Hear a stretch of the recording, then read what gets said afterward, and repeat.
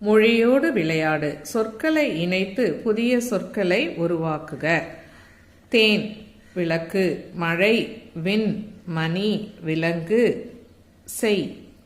மேகலை வான், பொன் பூ. எடுத்துக்காட்டு பூமணி. பொன்மணி மணிமேகலை, தேன்மழை வான்மழை. பொன் விளக்கு, பூவிலங்கு, பூமழை, பூமணி. செய்வான், செய்தேன், பொன்விலங்கு. குறிப்புகளை கொண்டு வினாவிலேயே விடை இருப்பது போன்று வினா தொடர்கள் அமைக்க. குறளின்பம், சுவைக்காத இளநீர், காப்பிய சுவை.